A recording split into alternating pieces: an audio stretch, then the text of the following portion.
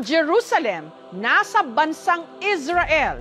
Pero ano itong pinaniniwala ng isang grupo sa Zamboanga del Sur na ang bago raw Jerusalem, ang bayan ng Dumingag? Sa sunod-sunod na malalakas na lindol at paghagupit ng sunod-sunod ding mga bagyo, marami sa atin kakaba-kaba kung ang ating kinaroroonan ligtas ba? Dili kuya, anak! Dili kuya! Dali!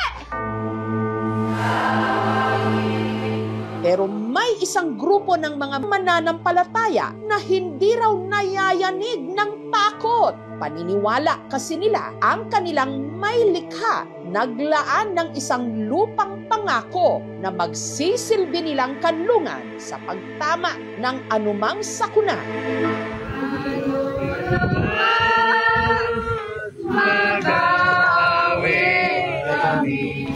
At kamakailan lang ang daan-daan nilang mga miyembro na lahat nakaputi na videohang nagpoprosesyon paakyat ng isang bundok kung saan daw naroon ang kanilang lupang pangako.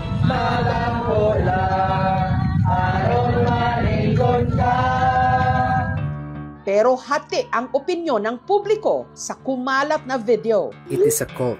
Delikado. Another cult in the making. Saan nga ba makikita ang di umano bagong Jerusalem na inihahanda raw ng Diyos para sa kanyang mga tapat na anak?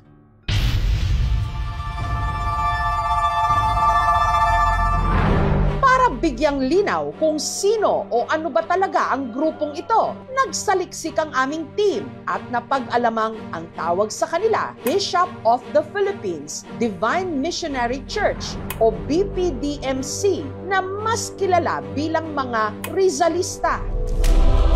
At ang kanilang simbahan, matatagpuan sa tuktok ng bundok sa bayan ng Dumingag sa Zamboanga del Sur na kung tawagin nila Belen Bagong Jerusalem. Para marating ito, kailangang sumakay ng 4x4 pickup. Habang binabagtas ang malubak na kalsada paakyat ng bundok, may mga madadaanang gusali. Mga simbahan daw ito ng BPDMC. Dahil hindi na makapasok ang mga sasakyan sa bahaging ito ng kalsada, kinailangan ng sumakay ng aming team sa habal-habal. Hanggang narating nila ang isang bundok na tahanan ng BPDMC, ang Belen Bagong Jerusalem. Nakatayo ito sa 2,400 hectares na ipinatayo raw ng kanilang head founder, si Fulgencio Manaba Marinduque Sr. o kung tawagin nila, Master P. Siya po ang nagbinyag ng pangalang Belen. Yung Belen po nasa 70s pa po yun. Sagrado raw ang bundok na ito. Dito raw kasi unang nagpakita sa mga sinaunang miyembro ng BPDMC ang tinatawag nilang banal na espiritu. At dahil sagrado ang lugar, may mga batas daw na kailangang sundin na tinatawag nilang 40 Holy Laws na kaukit sa medal cement na ito. Bawal yung pagpapamusic ng cellphone na hindi naman naaayon sa mga tinatawag naming mga holy song po. Bawal po ang pagsigaw doon at saka pag tumatawa ng malakas. Sa mga kababaihan naman, bawal magsuot ng mga pantalon, mag-shirt, bawal din yung mga nag-i-earrings po. Saka pagpaputol ng buhok na mababa, ipinagbabawal sa lahat ng membro, lahat ng sugal. Meron din sila ritong plaza sa harap nito, ang tinatawag nilang student church. Doon sa student church, tudluan kay labi ang mga kasagarang membro namo. Adunay parts nga hintel sila. Tudluan sila saktong pamatasan, saktong hiyas, o usang mga gawi nga ngayon mga itudlo. Sa loob, may nakasabit na mga watawat. Ang letrang P ay nasa Pilipinas po. Saka letrang G, Jesus. May nakapaskil rin ditong larawan ng ating pambansang bayani, si Dr. Jose Rizal. Si Senior Dr. Jose Rizal, yung amang bayan natin, pinapaniwalaan namin na bilang ipangalawang persona po sa tinatawag na Trinity, yung Diyos Ama, Diyos Anak at saka Diyos Espiritu po. Sa palibot naman, may nakatindig na mga bahay kung saan nakatira ang ilan nilang mga miyembro. Dito ko po nakita sa bagong pakigsaad na nakapamubo sa balaan ng Espiritu. Ang bilin bagong Jerusalem, dito itinatag sa Land of Promise. Sa kasalukuyan, umabot na raw sa 10,000 ang umanib sa BPDMC mula sa iba't ibang mga lugar sa Pilipinas. Tanda bilang miyembro ng BPDMC po ang mga medalyang ito na isinusuot po. Ibig sabihin, guided na po ng Holy Spirit. Tuwing October 16, ang mga miyembro umaakyat ng Bagong Jerusalem para ipagdiwang ang tinatawag nilang Pista ng Manolonda. Katumbas daw ito ng Pista ng Pentecost ng mga Katoliko o yung araw kung kailan bumababa ang Espiritu Santo sa mga alagad ni Jesus.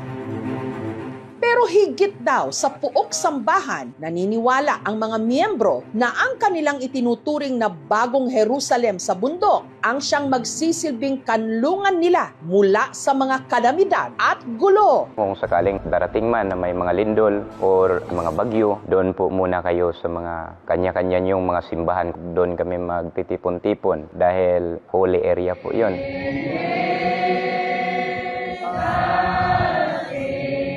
Pero dahil para sa iba, kakaiba ang paraan ng pagpapakita nila ng pananampalataya, may ilang duda sa integridad ng kanilang grupo. Sa kasaysayan ng Pilipinas, ang kulto ay umuusbong sa panahon ng paghihirap, naghahanap ng maraming pag-asa yung mga miyembro, nakakaroon sila ng positibo na pananaw sa panahon ng walang katiyakan. Wala naman sigurong kulto nga may 40 nga batas. Sa akong kaugalingon o sa tibuok namong pundok, ang pagtulunan sa apostolis o apostolada dili jud kulto kay mga ginayran sa balaan nga espiritu. Na-registered po ito noong 1979. Registered number namin 90277. Sa ilalim ng Article 3, Section 5 ng ating Constitution, ay mayroong karapatan ang bawat tao na magkaroon ng kanilang sariling relihiyon. Ang tawag dito ay corporation soul. Ang tingin ng simbahan dyan, malaya kayo. Kung talagang mabuti naman ang nagagawa sa tao ng kanilang paniniwala, ay okay din naman yun. Bakit hindi? Huwag lang ang kanilang samahan o movement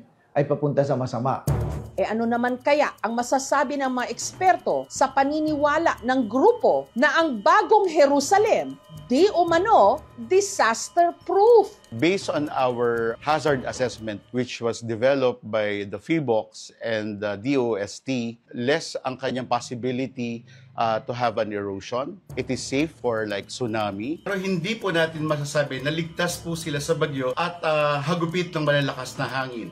The nearest fault line is 100 meters away. Para sa akin, pinaka-importante, i-respeto po natin ang isa't isa kung ano man ang kanilang paniniwala. Kanya-kanya man tayo ng kulay at mukha ng pananampalataya. Alam nating lahat na nag-iisa ang Diyos at dapat tayong lahat tumalima sa kanyang mga utos. Maging mabuti, gumawa ng mabuti. Dapat lahat tayo maniwala dyan.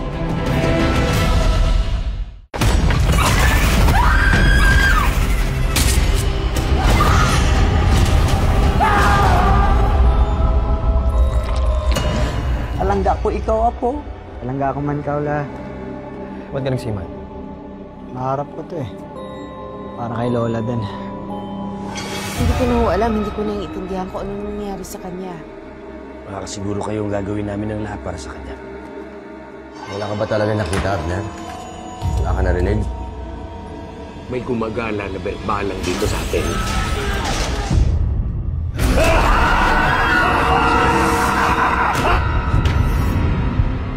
Ang mga nangangambang puso't isip, ginagamit yan ng demonyo para kumapit sa kaluluwa ng tao. Alam mo kung sino yung dapat mong ipagdasal na hindi mo makita? Si Poncho. Kumakain ng patay, may mata ng pusa, may pakpak ng pangke, lumalakas kapag kabilugan ng buwan. Mag-iingat ka sa masusunod mo sasabihin.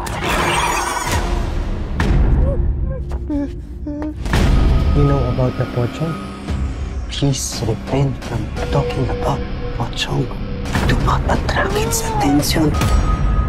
Father Rex, yan po bang pinakamatinding sanib na naharap ninyo? Hindi ako titigil hanggang hindi ako nakapaningin. Hindi tayo magpapatay. Kakampi natin ang Diyos. Magsumo kita sa akin! Ha? Masusunod ang kaluluwa mo, Silvier mo! Mapatawad ang Diyos sa lahat ng lumalapit sa kanya!